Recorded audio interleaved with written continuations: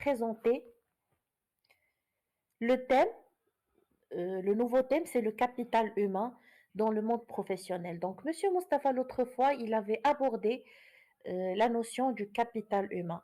Donc, le capital humain, c'est une notion très importante. Pourquoi? Parce qu'au niveau des entreprises, on a bien sûr le capital, normalement, c'est le capital financier. Le capital, ça veut dire la somme d'argent ou bien les fonds avec lesquels on démarre un projet. Mais au fur et à mesure, bien sûr, que ça s'est développé, bien sûr, les approches ont différé, la conception de l'entreprise, elle a changé, et automatiquement, le personnel ou bien les ressources humaines, ils ont pris de plus en plus d'importance. On a bien sûr découvert que la base de la réussite de n'importe quelle entreprise, c'est pas uniquement le capital financier, c'est pas uniquement le capital technique, mais c'est les ressources humaines ou bien c'est le facteur humain. C'est pour cela que l'on a nommé capital humain. Ça veut dire qu'on a valorisé encore plus les employés et les salariés de l'entreprise. Donc aujourd'hui, on va essayer de comprendre un petit peu ce que signifie exactement le capital humain et pourquoi il tient une telle importance. D'accord? Donc on va tout d'abord lire le texte. Je vais demander à mademoiselle Asma de nous lire la première partie. Donc allez-y, vous lisez cette partie. Le capital humain dans le monde professionnel. Dans un monde professionnel en pleine mutation, digitalisation, concurrence internationale, automatisation, nouvelle attente des salariés, le capital humain s'impose comme un pilier stratégique pour les organisations. Les entreprises ne se contentent plus d'investir dans les technologies ou les infrastructures. Elles reconnaissent de plus en plus que la véritable valeur provient des compétences, de la créativité, de l'engagement et de la capacité d'adaptation des individus. Le capital humain représente ainsi la ressource la plus rare, la plus difficile à remplacer et en théorie la plus décisive pour la performance durable.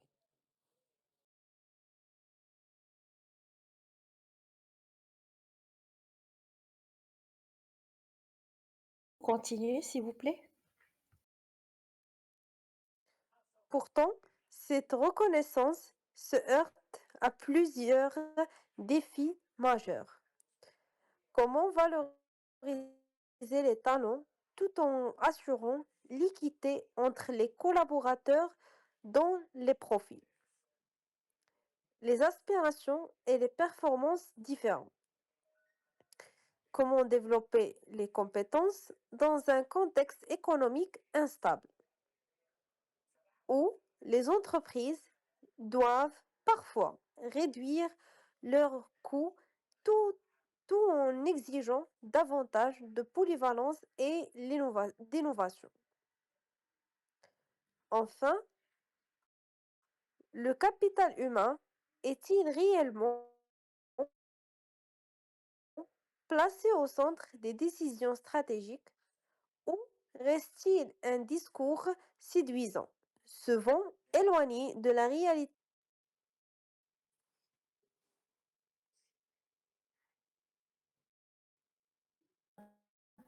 Donc, Monsieur Mustapha, je vais vous demander de continuer, s'il vous plaît. Tout d'abord, bonsoir tout le monde. Même si le concept est largement répandu, sa mise en œuvre concrète reste complexe. Le débat autour du capital humain invite donc à questionner la cohérence entre ce que les organisations affirment et ce qu'elles appliquent.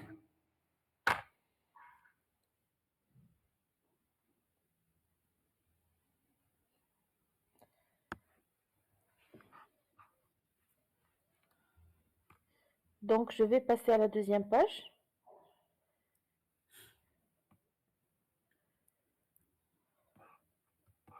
Oui, allez-y, Monsieur Mustapha.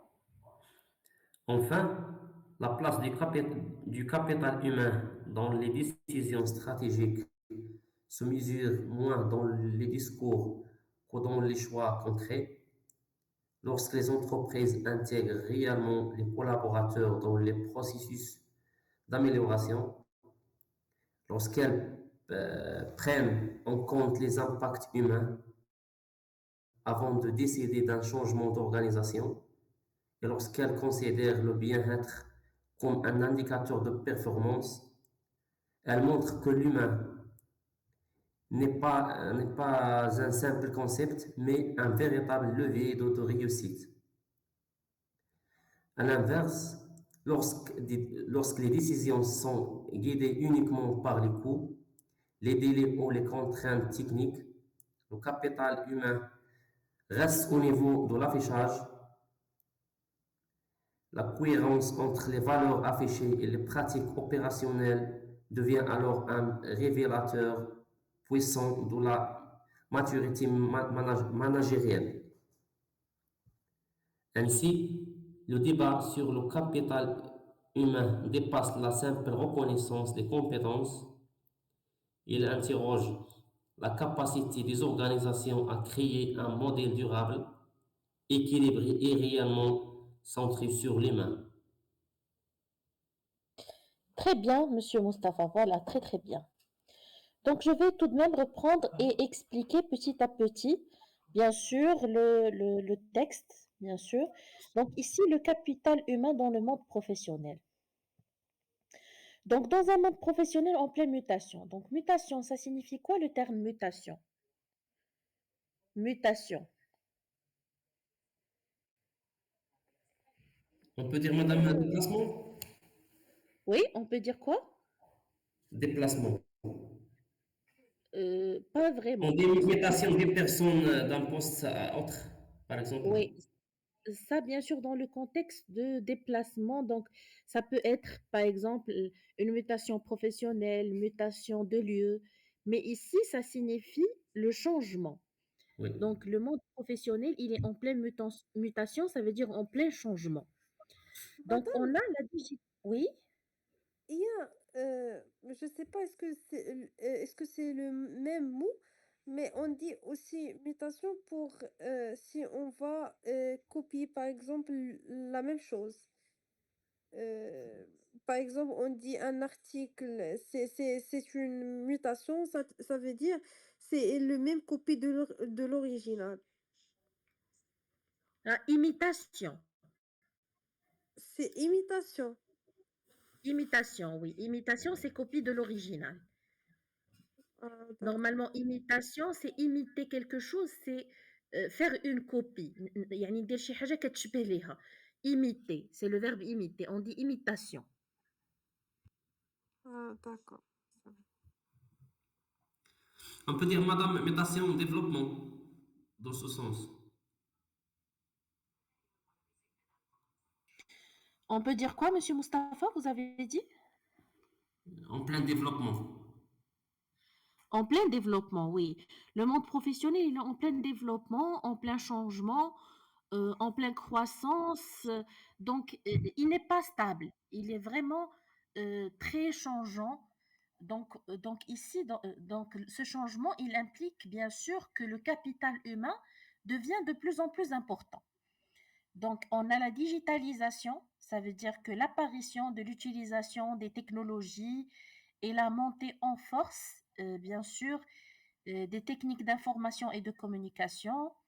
On a la concurrence internationale, ça veut dire que la concurrence ne se limite plus à l'échelle nationale, mais elle s'étend à l'échelle internationale. On a l'automatisation, ça veut dire l'automatisation des processus, les processus de production, les processus de gestion, etc. Donc, et on a les nouvelles attentes des salariés. Ça veut dire que les salariés, ils sont plus comme avant, mais ils souhaitent bien sûr évoluer. Ça veut dire qu'ils essaient quand même de de faire un parcours professionnel qui est caractérisé par une évolution, d'accord? On dit qu'il vise une carrière évolutive, d'accord? Barini Dilo, une carrière, c'est pas juste travailler. Donc le capital humain s'impose comme un pilier stratégique pour les organisations. Donc c'est un pilier parce que le capital humain, c'est lui, ou bien ça fait partie des éléments qui peuvent assurer la réussite de l'entreprise. يعني من بين الأمور اللي يقدر يضمن النجاح ديال l'entreprise. Donc les entreprises ne se contentent plus d'investir dans les technologies ou les infrastructures. Elles reconnaissent de plus en plus la véritable valeur, que la véritable valeur provient des compétences, de la créativité, de l'engagement et de la capacité d'adaptation des individus. Et là, on va lier le changement dont on a parlé au début, on va lier la digitalisation, la concurrence, l'automatisation avec, bien sûr, les compétences. Ça veut dire que les compétences, ils doivent toujours être redéfinies. Yani à chaque fois, on doit former les personnes. Donc, les personnes, ils doivent être flexibles, capables de s'auto-développer, de s'auto-former aussi. Bien sûr, la créativité, elle devient importante. Ça veut dire que le personnel, il doit être créatif, il doit apporter des idées innovantes. On a l'engagement, ça veut dire qu'il doit être engagé vers la réussite de l'entreprise et il sait très bien que sa réussite et celle de l'entreprise, ça va dans le même sens. Et bien sûr, la capacité d'adaptation des individus. Donc, le capital humain représente ainsi la ressource la plus rare et la plus difficile à remplacer. En théorie, la plus décisive pour la performance durable. Donc, au niveau de l'entreprise, c'est le capital humain. Ça veut dire que lorsqu'une personne qui est très compétente quitte un poste, c'est très difficile de trouver une personne qui va couvrir, bien sûr, ce poste. Donc, ici, j'ai parlé, bien sûr, des défis, ou bien j'ai posé des problématiques sous forme de défis. Donc, cette reconnaissance se heurte à plusieurs défis majeurs. Cette reconnaissance de l'importance du capital humain, elle fait face à plusieurs défis, ou bien de grands défis. Comment valoriser les talents tout en assurant l'équité entre des collaborateurs dont les profils, les aspirations et les performances diffèrent. Ça veut dire comment نعطي واحد la valeur كبيرة لهاد les talents, يعني des personnes qui sont très spécifiques, يعني des employés ou bien des salariés ou bien des cadres اللي هما vraiment qui réussissent, des talents. On les appelle des talents, c'est des personnes qui sont très spécifiques. En assurant l'équité, يعني ندير واحد العدل, l'équilibre وواحد العدل ما بين des collaborateurs اللي عندهم des profils différents, عندهم des aspirations différentes, يعني عندهم واحد الآمال وواحد la vision وواحد الطموح différent, وعندهم des performances différentes. D'accord? La deuxième question, c'est comment développer les compétences dans un contexte économique instable. Ça veut dire comment je vais assurer que ces personnes soient compétentes dans un contexte économique instable.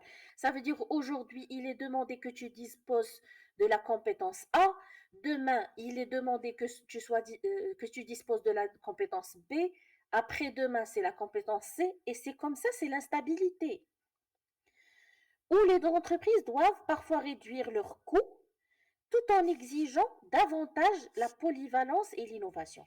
Ça veut dire que le défi pour l'entreprise, c'est de chercher un capital humain à un coût bon marché, mais des personnes qui sont polyvalentes. Ça veut dire des personnes qui sont polyvalentes et qui sont innovantes. Ça veut dire capables d'occuper plusieurs postes, d'apprendre plusieurs métiers à la fois, plusieurs choses à la fois. D'accord? Enfin, le capital humain est-il réellement placé au centre des décisions stratégiques? Ça veut dire, est-ce que dans la direction, les décisions stratégiques, le qararat al-kubra de l'entreprise, est-ce que vraiment le capital humain, ou là c'est juste des discours séduisants, c'est juste des paroles, souvent éloignées de la réalité du terrain et des pratiques managériales. يعني بعيد على terrain, ce qui se passe dans la réalité et ce qui se passe au niveau du management ou de la gestion. D'accord? Donc, on a les questions qu'on va essayer de traiter, bien sûr, après, bien sûr, avoir expliqué tout le texte.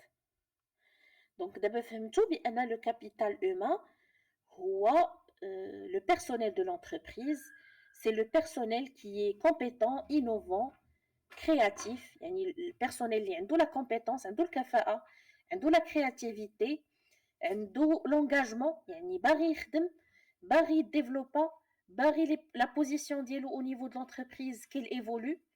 باش يتطور في لا كارير ديالو تولي عنده واحد لا كارير اللي هي زوينه ما يبقاش في لو ميم بوست يوكوبي دي بوست بلوز امبورطون اي بيان سور عرفنا بان لونتربريز كتواجه واحد لي ديفي داكور.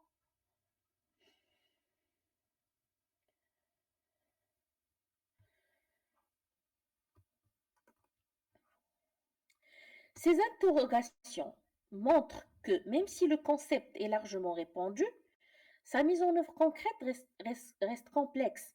Ça veut dire que le capital humain, le terme, le capital humain, est largement répandu, mais sa mise en œuvre concrète reste complexe. Ça veut dire on n'arrive pas encore à l'appliquer comme il faut. Le débat autour du capital humain invite donc à questionner la cohérence entre ce que les organisations affirment et ce qu'elles appliquent. Ça veut dire le débat, ou bien la question à poser, est-ce que vraiment les entreprises appliquent ce qu'ils disent par rapport au capital humain? Est-ce que vraiment ils valorisent le capital humain comme la manière dont ils parlent? واش بصح تعطيو قيمة كبيرة للكابيتال humain كيف ما كيهضروا عليه ولا غير هضرة؟ C'est ça la question principale.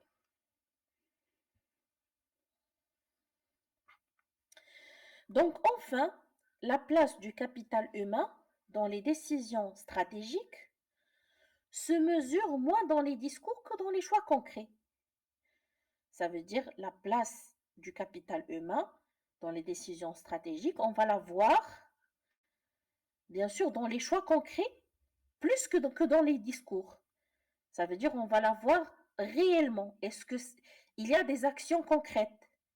Lorsque les entreprises intègrent réellement les collaborateurs dans les processus d'amélioration, lorsqu'elles prennent en compte les impacts humains avant de décider d'un changement d'organisation, et lorsqu'elles considèrent le bien-être comme un indicateur de performance, elles montrent que l'humain n'est pas un simple concept, mais un véritable levier de réussite. Ça veut dire que l'entreprise, elle prend en considération l'humain dans les processus d'amélioration, ça veut dire dans les processus, le travail d'IELHA, l'organisation d'IELHA, les décisions de changement, le bien-être par rapport à la performance. Quand elle dit que je dois assurer au personnel des bonnes conditions de travail pour qu'il travaille bien et pour avoir de bonnes performances. Et l'entreprise, elle prend en considération le capital humain. Elle montre que l'humain n'est pas un simple concept, mais un véritable levier de réussite.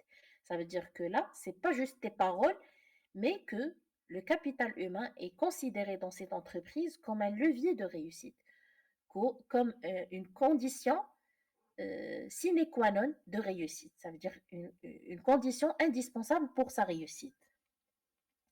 À l'inverse, l'axe, lorsque les décisions sont guidées uniquement par les coûts, ça veut dire quand l'entreprise, elle pense uniquement aux charges, aux coûts, les délais ou les contraintes techniques, le capital humain reste au niveau de l'affichage. Ça veut dire quand elle pense uniquement les coûts Elle pense uniquement au délai de production, ça veut dire de livraison de produits. Elle pense uniquement aux contraintes techniques.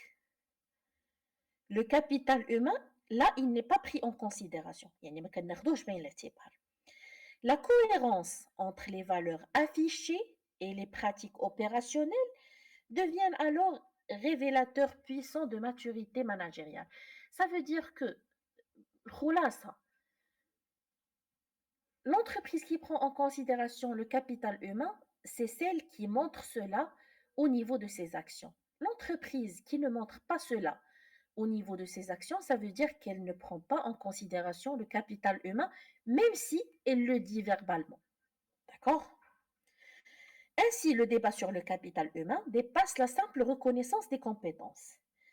Il interroge la capacité des organisations à créer un modèle durable, équilibré et réellement centré sur l'humain. Donc, le débat sur le capital humain qui تجاوز بزاف la reconnaissance des compétences. Il parle comment créer un modèle durable, ça veut dire comment créer une stratégie durable, équilibrée et qui prend en considération surtout l'humain au centre de l'organisation, en tant que pilier dans l'organisation.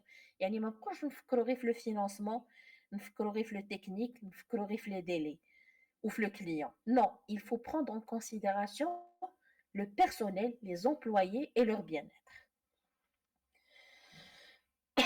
Donc c'est ça, هذا هو le texte ديالنا pour aujourd'hui.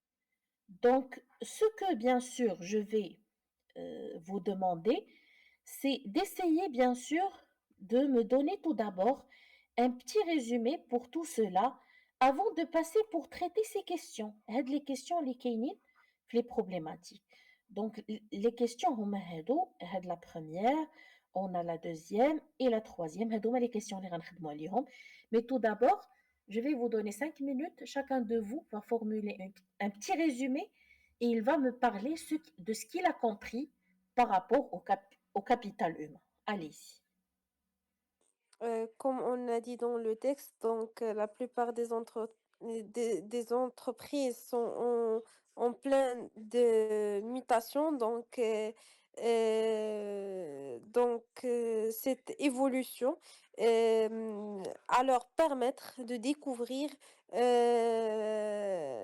la valeur du capital humain ou l'importance du capital humain parce que si on a tout, les technologies, les coûts, les clients, les projets, et on n'a pas une ressource humaine, un vrai capital humain, on va jamais connaître, on va jamais arriver à bien investir ou à bien utiliser ces moyens parce que l'être humain, on peut dire le dynamo, ou c'est la moyen qui permet de, de de rendre ces matériels ou ces matières premières ou les clients ou tout ça, ces moyens, ils permettent de les rendre ou de l'investir, on dit l'investir en argent parce que parce que la euh, comment on dit, la cette mentalité de savoir comment créer une entreprise ou une organisation qui contient plusieurs personnes qui ont de plusieurs domaines et qui sont compétents, créatifs, productifs, qui savent comment réagir dans n'importe quelle situation ou comment réagir ou parler avec lui, par exemple, en retard ou quelque chose comme ça. Donc, si on a par exemple, on a remplacé l'IA par l'être humain, donc l'IA, il va répondre, il va savoir comment faire le technique. Mais si on a des cas exceptionnels, le AI, il va pas savoir comment les gérer. Comme j'ai dit, par exemple, on a un retard pour un client, on a un problème avec le client. Le AI, il va suivre les instructions et les éléments qu'il a. Mais l'être humain, si on a des bons éléments, ils vont savoir comment je sais pas, il y a un proverbe, mais même en français, mais en arabe, on dit تيخرج راسو من من المشكلة. Donc, il va savoir comment s'en sortir. Euh, donc, ça d'un côté, d'autre côté, comme j'ai dit, c'est le mélange ou la diversité des employés. Ça aussi il donne une productivité ou il donne un bon résultat pour la société parce on a plusieurs mentalité de plusieurs domaines. Donc ça, c'est aussi c'est très très important. Et aussi, l'entreprise, il doit créer, on dit l'équitabilité entre les employés. Il va répondre aux besoins de chaque employé. Donc, il va pas créer l'équilibre, mais il va créer l'équitabilité pour sortir le plus bon des employés. Donc, c'est pour ça, le vrai fortune des entreprises, c'est le capital humain, c'est l'être humain. Si l'entreprise, il va savoir comment utiliser ces ressources, elle va gagner plus. Elle va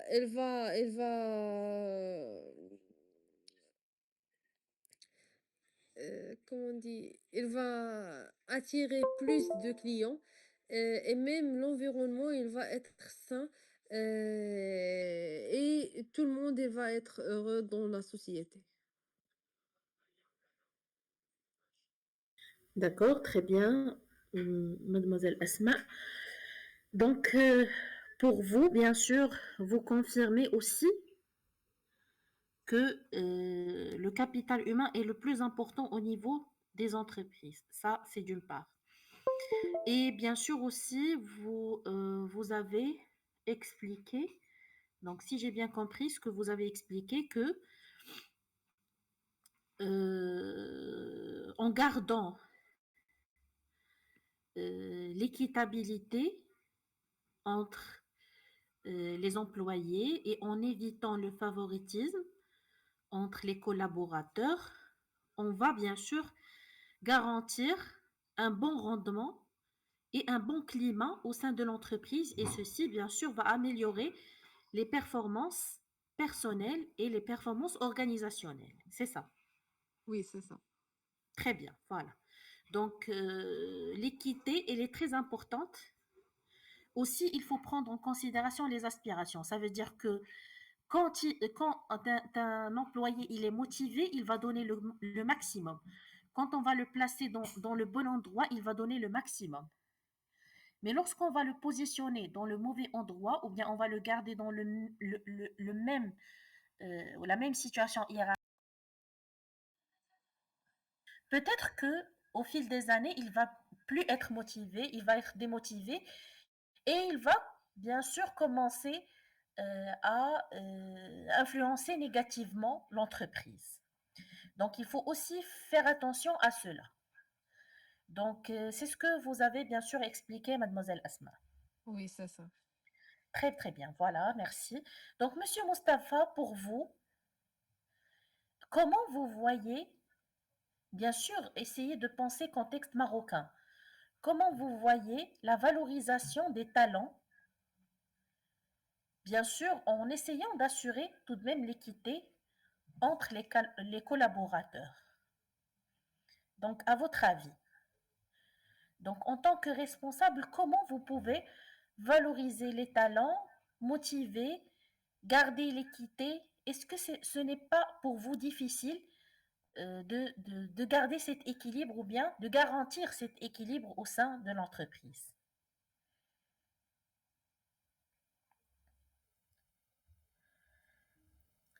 Madame, vous pouvez me répéter la question, s'il vous plaît? Oui, bien sûr. Donc, pour vous, est-ce que c'est facile de valoriser les talents? Ça veut dire valoriser les compétences dont vous disposez. Bien sûr, dans votre équipe, il y a des personnes qui sont particulières, il y a des talents. Donc, Oui. comment vous allez valoriser ces talents et essayer tout de même de garantir l'équité. Ça veut dire تبقى ديما عطي l'équilibre عطي الحق لكل واحد. يعني ما تجيش من شي واحد ولا تفضل واحد على واحد. Donc comment assurer cet équilibre? Parce que c'est difficile, bien sûr, d'assurer l'équilibre en différentes personnes, surtout que lorsque les compétences elles sont différentes. C'est-à-dire, madame, c'est-à-dire dans la même équipe. Oui, dans la même équipe. D'abord, la reconnaissance, c'est-à-dire, c'est un critère très important. Donc, parfois, on calcule, c'est-à-dire le rendement des personnes. Par D'accord. exemple, on donne euh, c'est-à-dire on donne par exemple un objectif de chaque personne. Donc, il y a certaines personnes qui dépassent même, c'est-à-dire les attentes.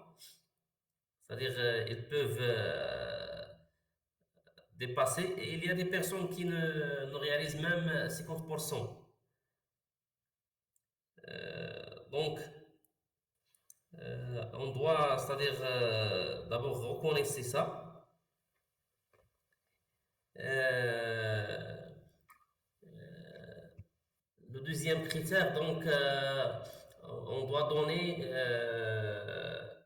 c'est-à-dire, on doit être flexible avec les membres de l'équipe, euh, partager, c'est-à-dire les objectifs avec l'équipe, euh, et afin de prendre une décision en collaboration. Ici, les membres de l'équipe participent à ça, donc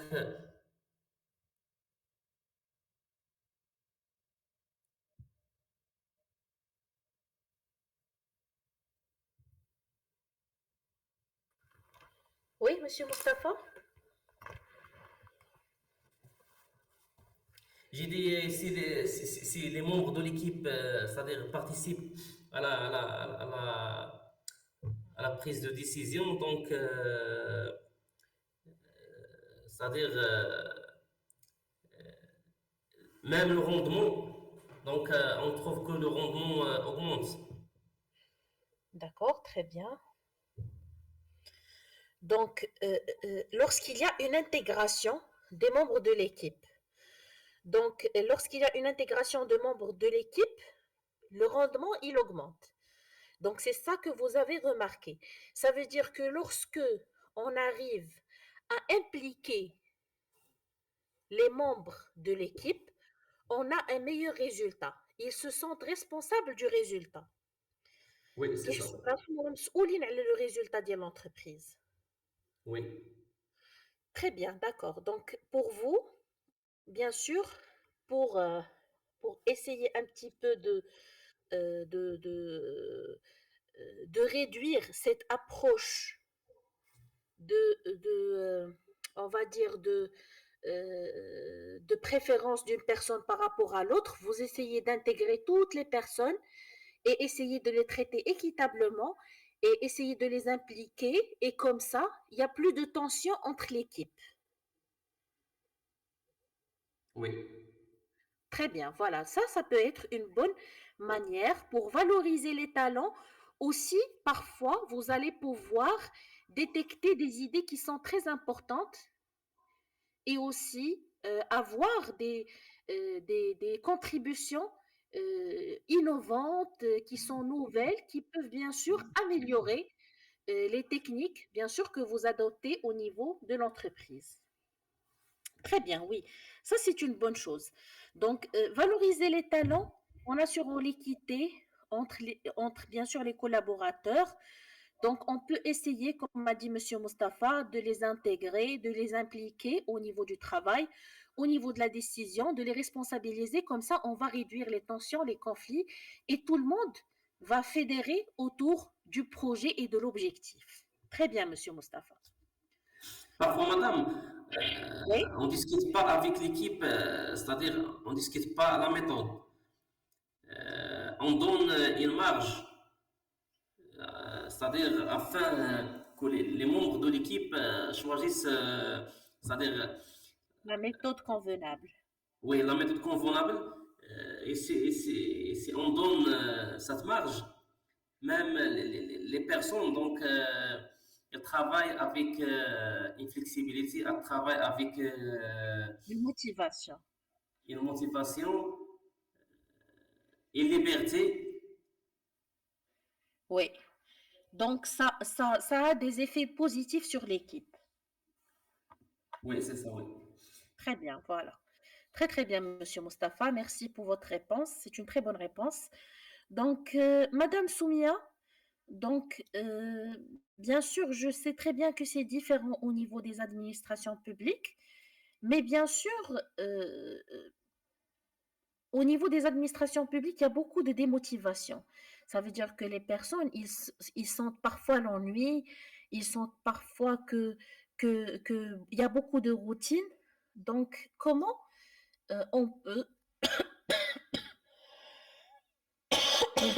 excusez-moi, comment on peut valoriser, ça veut dire les talents, ça veut dire les éléments qui travaillent très bien au niveau de l'administration et essayer d'être équitable. يعني نعطيو لكل واحد حقه sans favoriser une personne par rapport à l'autre, d'accord? Et bien sûr, sachant que chacun d'eux, il a des objectifs, il a des aspirations. يعني كل واحد عنده واحد الطموح. Et bien sûr, il a des performances, عنده واحد les réalisations différentes في le travail ديالو. كل واحد وطريقة الخدمة ديالو، النجاح ديالو والطموح ديالو. Donc, comment on peut bien sûr les valoriser, كيفاش نقدروا نعطيوهم واحد la valeur, bien sûr, en assurant cette équité. Allez. Bonsoir, madame. Bonsoir tous. Oui, bonsoir. Il faut créer un environnement de travail positif qui favorise l'innovation et la productivité.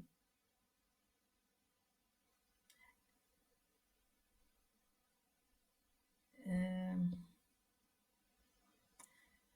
pour, comment dire, pour faire, il faut prendre la compétence et la sérieux de la personne qui travaille.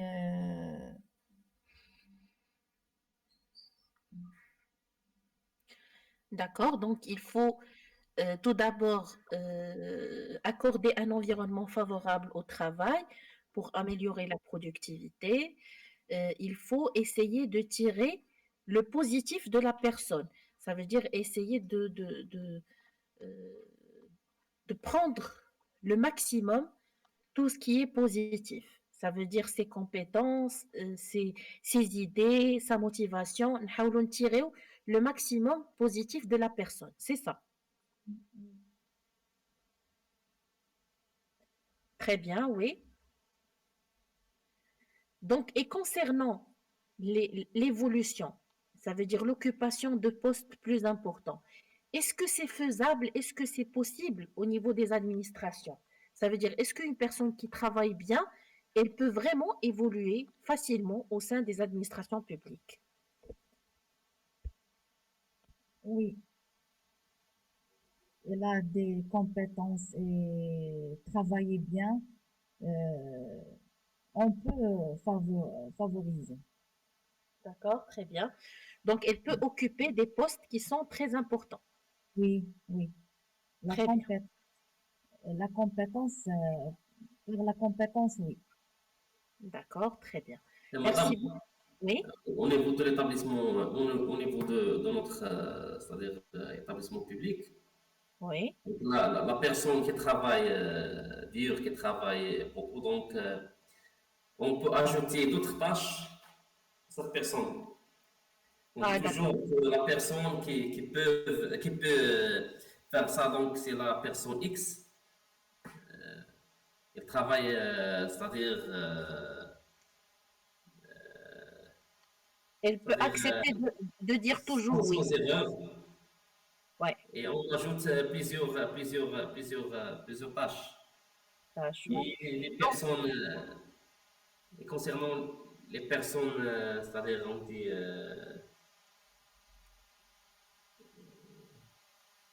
j'ai pas le mot exact.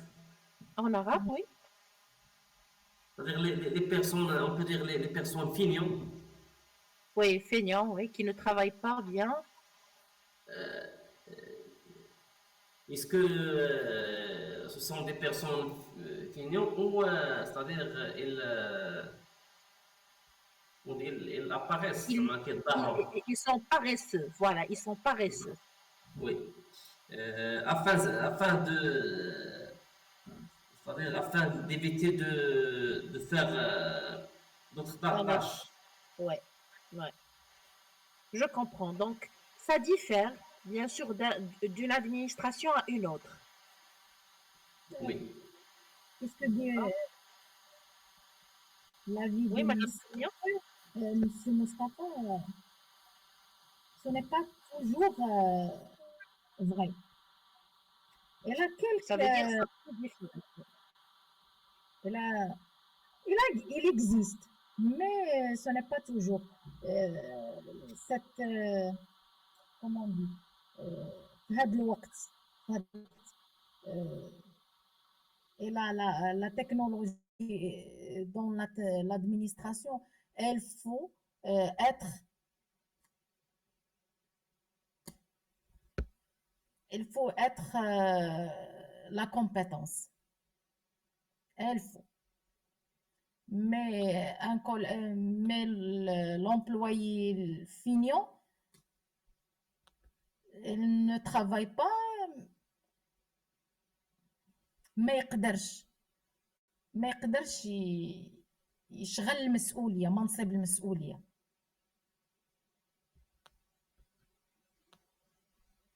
Très bien. Donc, une personne qui est paresseuse, qui est feignante, ne peut pas occuper des postes de responsabilité. Oui, D'accord? Donc, il faut bien sûr se distinguer par son travail pour pouvoir évoluer. Et Monsieur Mustapha dit aussi que, bien sûr, parfois, dans certaines administrations, les personnes qui sont vraiment qui travaillent dur, qui travaillent bien, on leur accorde plusieurs tâches, alors que les personnes qui sont paresseuses, ils restent à l'aise. Donc, il n'y a pas d'équité vraiment dans le cas où Monsieur Mustapha il a parlé. Donc, il n'y a pas d'équité. Donc, pour assurer l'équité, il faut traiter équitablement toutes les personnes. Chacun, il a une fiche de poste, il doit assurer ses missions et bien sûr ses tâches au sein de l'entreprise ou bien au sein de l'administration pour rester bien sûr dans les normes. Mais bien sûr, l'idéal, ça n'existe pas. On peut toujours trouver des exceptions. oui. Oui, mademoiselle Oui, Sonia, Je parle, c'est-à-dire des personnes qui travaillent dans le même bureau ou le même service. Donc, le responsable, c'est-à-dire lors de la répartition des tâches, parfois, il charge une personne, c'est-à-dire il dit qu'il est compétent, donc il va faire la tâche à une courte durée, sans erreur. Par contre, si je charge sa tâche à autre personne, donc il peut faire des erreurs ou c'est-à-dire la tâche va prendre beaucoup de temps d'une personne à l'autre. C'est Je pour suis ça qu'on d'accord. charge une personne à autre. Oui, je suis d'accord. Mais concernant les postes de responsabilité, donc la personne qui mérite, donc elle doit être compétente afin d'occuper le poste de responsabilité.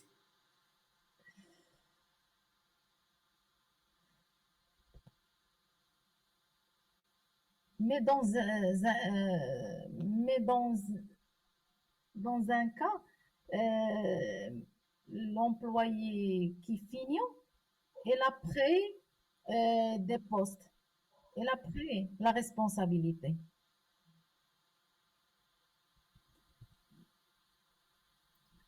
Peut-être Il a dans certains cas, mais pris comme tu dis, Monsieur Mustafa, et il a dit qu'il a derrière lui une équipe qui qui travaille, fait les tâches, travaille- oui. oui, qui travaille toutes les tâches, même les tâches la responsable, où elle reste derrière lui. Lui, c'est la responsable, il a pris la responsabilité, il a pris les primes, il a pris tout. Mais l'équipe, elle reste zéro. C'est ça l'administration. Euh, Ce n'est pas, on a dit, comment on dit, ما تنعموش ما On يمكنش نعم généralise pas, oui. général. On Mais généralise pas. Oui. il, a, il existe ça. Il existe. Oui, et aussi, je peux vous dire une chose, c'est que parfois, on trouve dans les administrations que le responsable, c'est toujours le chef. Oui, Ça veut dire que si le travail il n'est pas achevé, c'est le chef. oui, le Si le travail. travail il est en retard, c'est le chef. Et ça aussi, Oui. c'est un problème. Vous trouvez que toute l'équipe ne travaille pas, et parfois on trouve que les chefs, ils assument la responsabilité de toute l'équipe.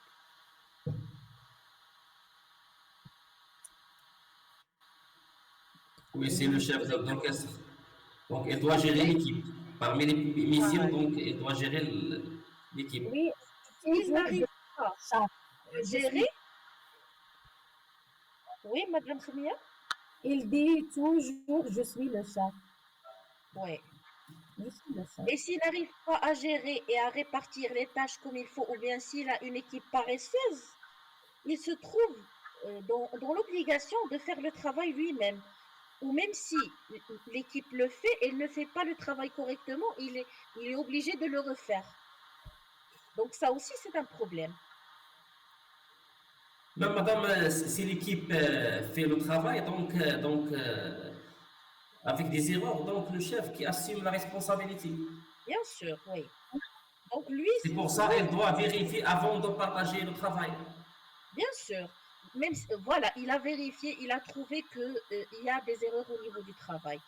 Et le délai est presque fini pour remettre le travail. Il va le refaire lui-même. Parfois, c'est lui qui refait le travail. Madame, Oui, euh, il ne fait pas, il ne fait pas le travail. Il a dit, comment on dit, il, la personne qui fait l'erreur,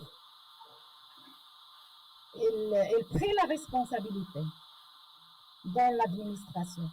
Le chef, elle reste le chef maintenant. D'accord, voilà. Monsieur Elle fait Mustapha, l'avertissement pour l'employé qui fait l'erreur. l'erreur. Ah, d'accord. Pour Madame. vous, monsieur Mustapha, comment ça se passe chez vous? J'ai pas entendu bien, madame, mais il y a un peu de Elle a bruit. dit, Madame Soumia, elle a dit que le chef reste toujours le chef. Si l'employé n'a pas bien fait le travail, c'est lui qui est sanctionné. Ça veut dire que c'est lui qu'on peut bien sûr sanctionner ou bien qu'on lui dit que voilà, vous n'avez pas bien fait le travail, etc. Donc le chef, c'est toujours dans son poste, dans sa position, il est intouchable. Oui, madame, on a deux cas. Donc, le chef, vis-à-vis de l'administration, donc, il doit assumer la responsabilité. Donc, avant de partager le travail, donc, il doit vérifier le travail. Et de contrepartie, donc, il a dit, on dit quoi?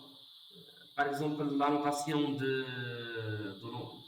l'employé, il a, par exemple, les déplacements, les primes, donc il peut, c'est-à-dire,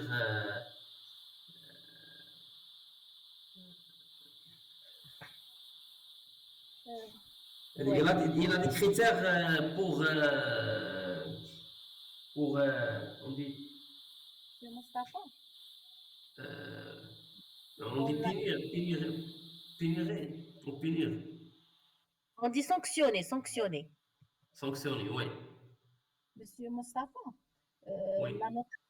pour la notation et l'augmentation, le chef, il n'a pas le droit.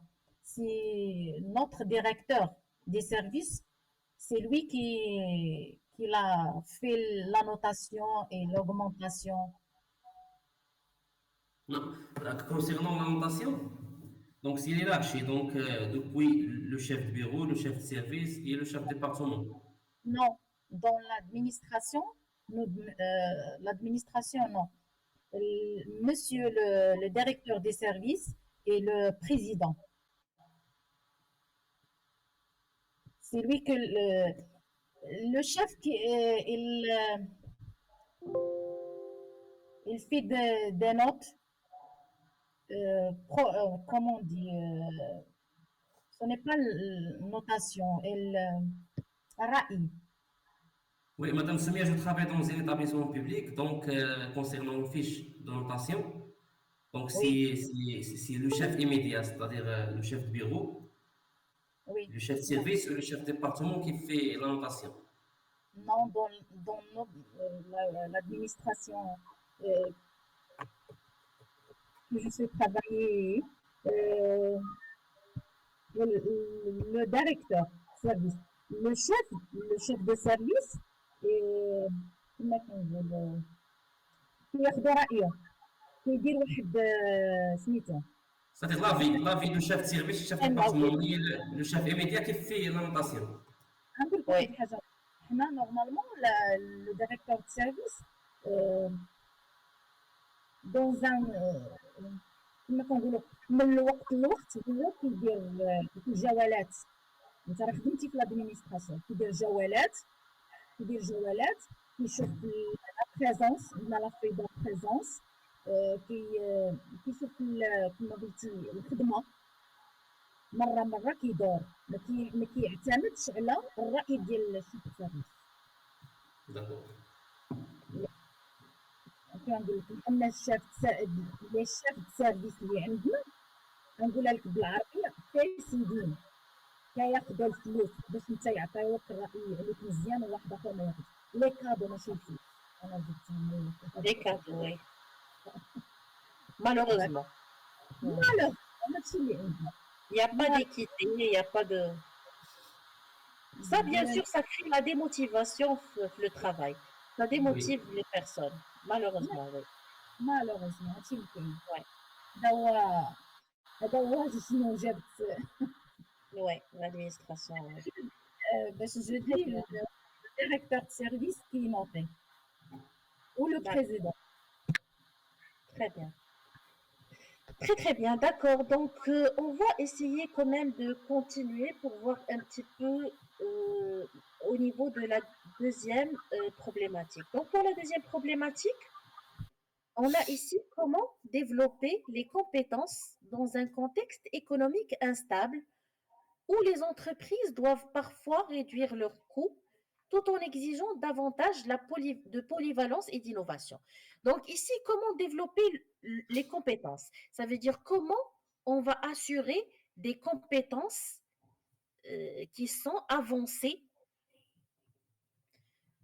qui sont avancées au sein, bien sûr, d'un contexte économique instable. عندنا تطور بزاف, le développement rapide, la technologie qui change, la production qui change. Donc, aussi l'utilisation des outils digitaux. Ça veut dire le PC, l'intelligence artificielle, etc. Voilà. Donc, ça change très rapidement. Comment on va adapter les compétences avec ces changements et bien sûr, par rapport à la contrainte que les entreprises doivent réduire leurs coûts. Ils doivent réduire les coûts de capital humain. يعني خصنا نبقاو نجيبوا un personnel avec un prix qui est bon marché. Et aussi, on doit chercher des personnes polyvalentes et innovantes. Ça veut dire que c'est la qualité ou le prix. Donc, comment l'entreprise va faire face à ce problème? Donc, développement des compétences, réduction des coûts et exigence qui, bien sûr, avance. Donc, je vais demander à mademoiselle Asma, s'il vous plaît, de nous répondre à cette question. Attends, j'ai pas bien compris. Ça veut dire que, l'entreprise elle a, donc face à, 3 situations ou contraintes, c'est que, s'il veut les compétences, elle doit, cotiser plus, pour, trouver ses employés? Voilà, donc on a pour vous, par exemple, vous travaillez dans le développement. Donc, vous Oui, êtes dans la situation où il y a une instabilité. Ça veut dire qu'il y a toujours du nouveau, il y a toujours des nouveautés. Donc, vous devez toujours être formé. Donc, vous avez oui, toujours besoin d'apprendre de nouvelles compétences. oui, D'accord? Ça, d'une part. oui. D'autre part, vous devez aussi, euh, par rapport à l'employeur, il doit bien sûr chercher des profils à un coût qui est bien. Ça veut dire, mais qu'on des profils qui sont coûteux, غاليين. Mmh. D'accord? Et aussi, vous devez être polyvalent et innovant. C'est moi ou l'entreprise? L'entreprise. Elle Ici, doit on être parle par rapport à l'entreprise, oui. Tout cela par rapport à l'entreprise. Mais la question, c'est que comment on peut, trouver un profil qui contient tous ces conditions? Voilà, exactement. Auquel on peut Ah, développer les compétences, auquel on peut réduire les coûts et auquel on peut trouver polyvalence et innovation. madame, ces profils, on le trouve partout. Mais le contrainte, c'est qu'ils sont coûteux. Mais, Voilà. si l'entreprise, elle a une vision à long terme de, comment on dit? أنها, il, i il abrite on dit il abrite, c'est correct. Ouais.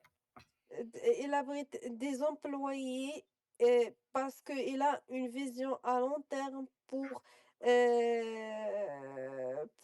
garantir à long terme. Donc il va recruter des employés, débutants qui voient par, des entretiens, et tout, il va toucher, la motivation, hem,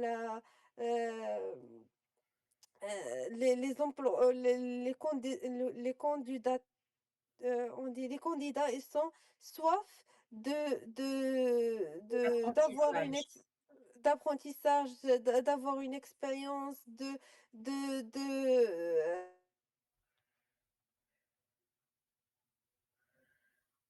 d'évoluer aussi.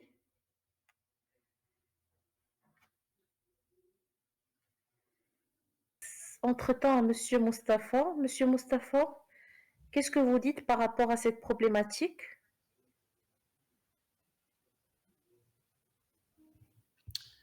Oui, madame. Donc, d'abord, on doit recruter une main-d'œuvre qualifiée, compétente et également polyvalente. Voilà, main-d'œuvre qualifiée et polyvalente. Mais cette main-d'œuvre qualifiée et polyvalente, généralement, elle vaut un coût élevé. Madame, selon, c'est-à-dire selon le domaine, D'accord? selon le domaine. Euh, concernant, c'est-à-dire la production ou le conditionnement, donc, c'est-à-dire on doit généraliser la digitalisation Mhm. et l'automatisation des processus afin de limiter même le nombre des employés. Donc, si on fait l'automatisation, donc on peut minimiser les coûts de production, c'est-à-dire la machine peut fonctionner avec une ou deux personnes au lieu de une 25 personnes, par exemple. Euh, on doit former les personnes périodiquement et parfois on peut organiser des formations, c'est-à-dire des formations internes. Et on a déjà fait ça à notre établissement. Donc, de temps en temps, on, on fait des formations internes, c'est-à-dire on a des cadres ou des techniciens qui peuvent former les autres catégories. Au lieu de faire un marché avec avec un centre de formation, donc parfois on fait ça pour minimiser les coûts. Minimiser les coûts, oui. D'accord. Donc, pour vous, Monsieur Mustapha, l'entreprise, elle peut recruter des profils qui sont moyennement formés. Ça veut dire qu'ils peuvent commencer, démarrer la production, bien sûr, faire gagner l'entreprise en quelque sorte. Et par la suite, on peut leur assurer des formations périodiques, bien sûr, et essayer d'assurer une formation euh, d'une manière, bien sûr, que ça soit à un montant qui est vraiment acceptable pour l'entreprise. Ça veut dire qu'on doit chercher, bien sûr, des formations qui peuvent être avantageuses en termes de coûts et de résultats. C'est ça. Oui, madame, oui. Et concernant la main-d'œuvre qualifiée, parfois, si on recrute une main-d'œuvre qualifiée compétente, Mhm. on dit une main-d'œuvre compétente. Oui, compétent, oui. Euh, si on change par exemple les machines, donc même cette main-d'œuvre, c'est-à-dire n'a pas besoin beaucoup de temps pour, c'est-à-dire S'adapter. adapter c'est-à-dire à la nouvelle installation Oui. Au ou une nouvelle changement. machine, donc puisqu'elle est compétente, donc c'est bon. Très bien. Voilà, d'accord. Donc, pour vous, une main-d'œuvre qui est moyennement qualifiée et qui peut être formée au fur et à mesure, ça sera avantageuse pour l'entreprise, bien sûr, en termes de qualité et de coût. Et bien sûr, elle peut lui garantir la polyvalence et l'innovation. Très, très bien, Monsieur Mustapha. Donc, Madame Soumia, qu'est-ce que vous pensez par rapport à cette question?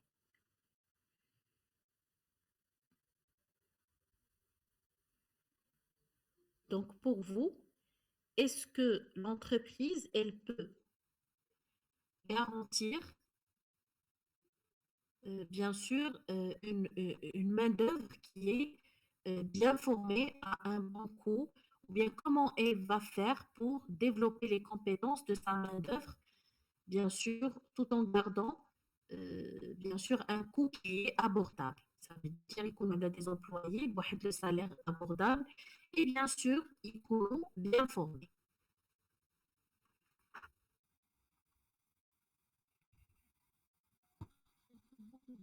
Des informations. Il faut les informations. Il faut les formations, vous voulez dire. Formation, hein. D'accord? Donc, il faut réaliser des formations, oui.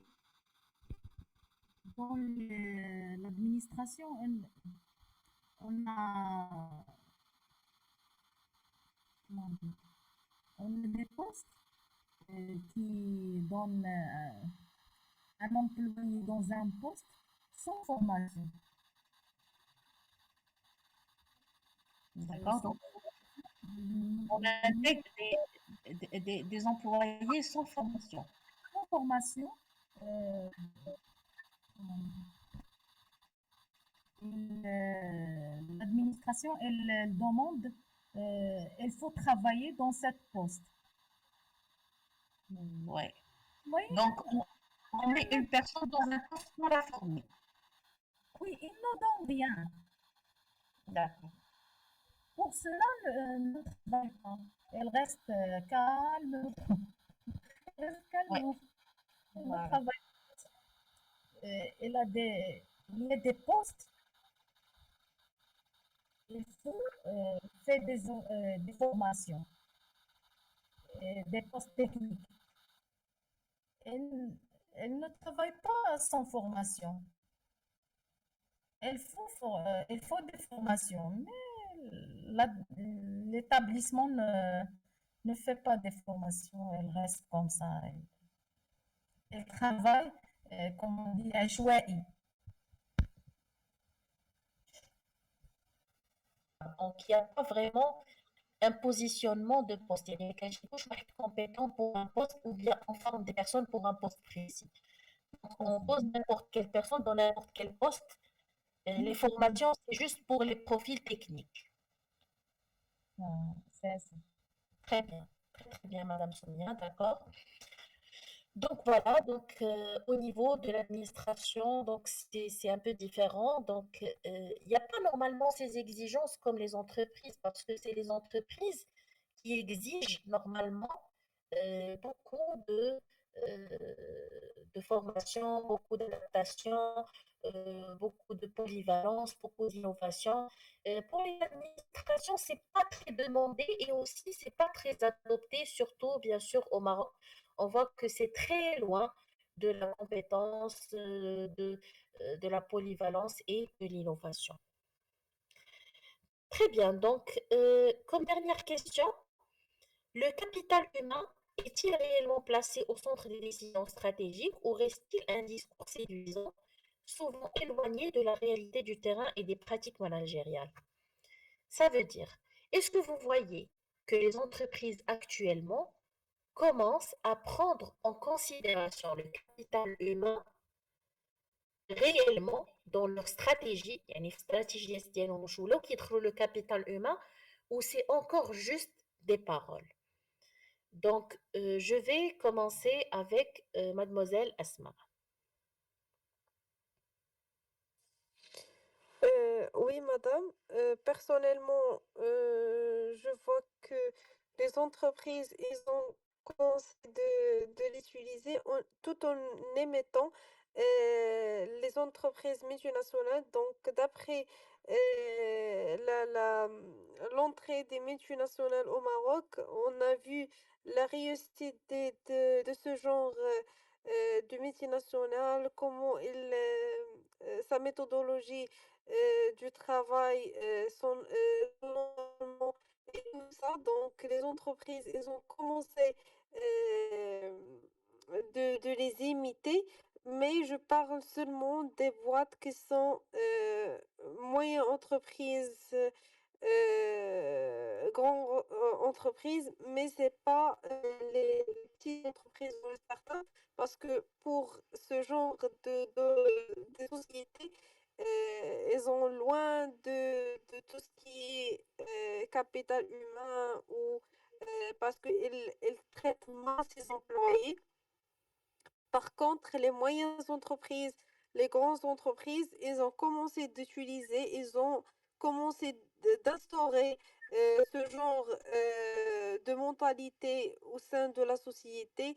Il investit beaucoup dans des employés et même si pour les formations, on trouve qu'il y a des sociétés qui, pour que ces employés restent toujours euh, innovants et restent toujours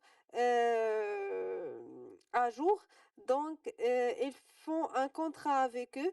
Donc, à chaque fois, il y a un certificat ou il y a une formation qui est très importante. Ils vont payer cette formation pour eux. Mais donc à la fin, si l'employé il veut démissionner, donc il doit, Surpayer le prix de la formation. oui, il va repayer le À prix de restituer le formation. prix. Oui, très bien, Oui, oui. comme ça, l'entreprise, elle va exploiter le savoir-faire de l'employé et les choses qu'il a acquis au niveau du formation. Et en même temps, elle va pas, comment on dit, euh, Investir en lui et perdre l'argent aléatoirement. oui, il va pas perdre l'argent. Donc, s'il va démissionner, elle va leur repayer leur montant. Donc, comme ça, je trouve que les sociétés, elles ont commencé de faire, elles ont commencé de, de viser ou de voir d'une manière claire l'importance du capital humain. Donc, en espérant que même les petites sociétés, les startups aussi, ils commencent de faire ça aussi. D'accord, très bien. Donc voilà, donc ça c'est une très bonne idée parce que il y a des entreprises qui forment le personnel et par conséquent, le personnel, quand il a reçu la formation, il quitte l'entreprise et l'entreprise se voit perdre cet investissement, bien sûr, qu'elle a fait au niveau de ses salariés sans en bénéficier. Alors qu'elle exige parfois, ces entreprises, elles commencent à exiger au personnel, s'ils vont quitter l'entreprise, de restituer le prix de la formation. Donc, ça, d'un côté. D'un autre côté, on a bien sûr les grandes entreprises et les multinationales sont celles qui adoptent de plus en plus la culture du capital humain. Pourquoi? Parce que ce sont des entreprises qui vraiment qui ont besoin de motivation, d'innovation, de polyvalence, de compétences. Donc, ce sont des entreprises qui savent très bien l'utilité des ressources humaines pour la production et pour la continuité et la réussite de l'entreprise. Les moyennes entreprises et les petites entreprises, malheureusement, elles se basent toujours sur des emplois qui sont de très court terme. Ils ont un taux de rotation de personnel qui est très élevé. Ça veut dire que les personnes, ils sont employés et ils quittent leurs emplois rapidement. Ça veut dire que à chaque fois, ils recrutent des personnes et ils quittent, ils recrutent et ils quittent, comme bien sûr, comme vous voyez dans les centres d'appel ou bien dans les petites boîtes qui travaillent tout ce qui est digital. Donc ici, le personnel, il est recruté, il quitte rapidement, bien sûr pour plusieurs raisons, parce que les conditions de travail, elles sont pas bien, il n'y a pas de possibilité d'évolution et beaucoup de choses. Donc, ils font en sorte que ces personnes quittent ces entreprises-là. Donc, grosso modo, je vais dire que, bien sûr,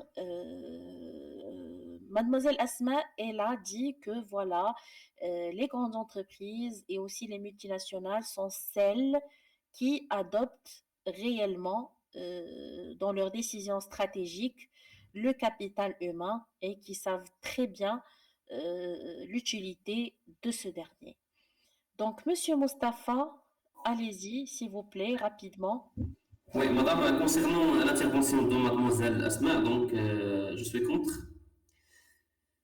parce que ce type, cela concerne le type de l'entreprise ou le secteur d'activité. Et on peut dire aussi le catégorie du capital humain. J'ai une expérience dans la zone franche de Tanger, donc il y a plusieurs entreprises multinationales, surtout les entreprises de câblage, donc ils recrutent euh, plus de 7000 personnes. Et puisque ce sont des, c'est-à-dire main-d'œuvre non qualifiée, donc également c'est-à-dire l'existence de la main-d'œuvre sur le marché d'emploi, donc l'entreprise, à chaque fois, il change la main-d'œuvre. Mais concernant par exemple les techniciens ou les ingénieurs, donc ils gardent, c'est-à-dire ce catégorie de capital humain, surtout les gens qui travaillent dans le domaine de la qualité, de la maintenance, de l'ingénierie. Donc, si l'entreprise perd c'est-à-dire des employés comme ça, donc c'est-à-dire après la formation, donc c'est une perte de budget, de temps, d'adaptation et beaucoup de choses. D'accord, donc Monsieur Mustapha, il dit que voilà, l'entreprise, si elle perd un certain nombre de clients, pardon, de personnel, c'est que elle a perdu du temps de formation, d'adaptation, d'intégration, beaucoup de choses. Ça veut dire que pour vous, ça, c'est quelque chose que l'on peut, que l'on peut, que nous ne pouvons pas restituer. Ça veut dire que c'est quelque chose que nous n'avons pas la possibilité de récupérer par la suite. C'est ça, Monsieur Mustapha. Oui, madame. D'accord? Très bien. Donc, qu'est-ce que vous dites, mademoiselle Asma? C'est vous qui doit répondre à cette intervention. Mais madame, j'ai dit le point essentiel, c'est le catégorie de capital humain. Si le capital concerne, c'est-à-dire les gens qui n'ont pas de diplôme, donc on a, c'est-à-dire un nombre suffisant de personnes qui n'ont pas de diplôme. Donc, on peut changer carrément, c'est-à-dire le personnel et faire un recrutement. Mais concernant les techniciens ou les ingénieurs, donc c'est une perte. Non, Voilà. c'est Donc, la même chose.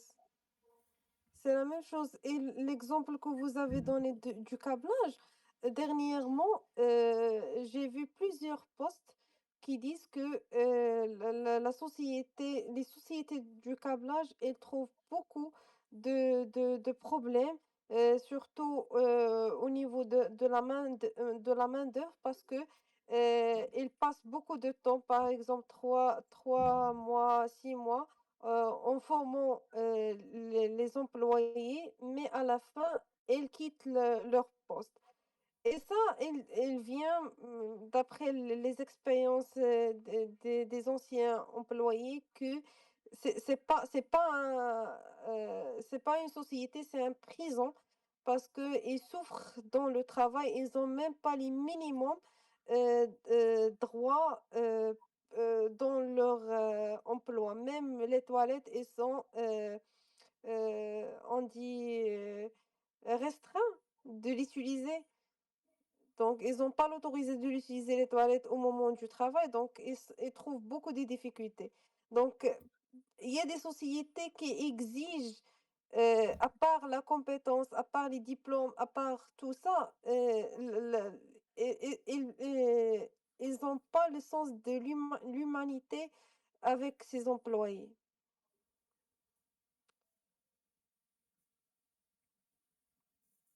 Donc, qu'est-ce que vous dites, Monsieur Mustapha? Oui, concernant les toilettes, donc j'ai vu ces entreprises, donc c'est difficile de donner la liberté aux employés de faire ça parce que le nombre est très élevé, donc 7000, si on divise 7000 par trois shifts, donc ça va donner presque 2500 personnes par shift. Donc c'est un grand nombre.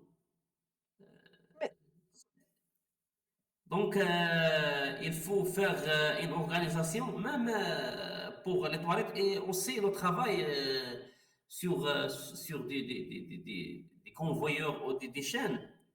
Donc, le manque d'une personne donc, va, c'est-à-dire, faire l'arrêt de toute la chaîne de production. Donc, on doit, c'est-à-dire, instaurer une organisation dans l'entreprise afin d'éviter l'arrêt des machines et beaucoup de choses. Donc c'est un peu difficile. J'ai vu le processus des machines de câblage, donc c'est difficile. Et c'est j'ai vu difficile le pour, document qui parle des contraintes concernant les employés dans les usines de câblage, surtout au niveau de la ville Larache. Il parle surtout du salaire, qui ne dépasse pas 3000.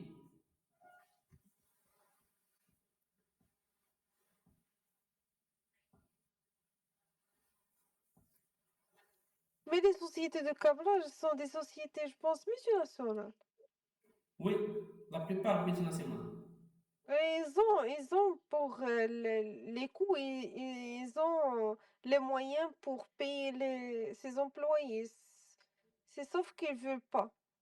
Ils ont Ils veulent, installé au Maroc grâce au salaire, c'est-à-dire moins cher. réduit. Oui. Mais même la méthode, comment ils traitent les employés, c'est catastrophe. C'est catastrophique, oui. Madame, on peut discuter ce sujet à la prochaine séance, Inch'Allah. Inch'Allah, Et oui. c'est 10 Oui, heures bien sûr. un quart maintenant, Parce donc qu'on va continuer, on va continuer bien sûr au niveau du même thème dans la séance prochaine. Donc, on va continuer. Si bien sûr vous souhaitez reprendre cette partie-là, pas de problème. d'accord, D'accord. d'accord, madame, merci. D'accord. Donc, je vous remercie infiniment de votre présence aujourd'hui. Donc, Madame Soumia, donc je pense que vous aviez un problème de connexion. C'est pas grave. Donc, la prochaine fois, on va aussi prendre votre avis. Donc, je vous souhaite une excellente soirée. Donc, prenez soin de vous et on se voit, Inch'Allah, le vendredi.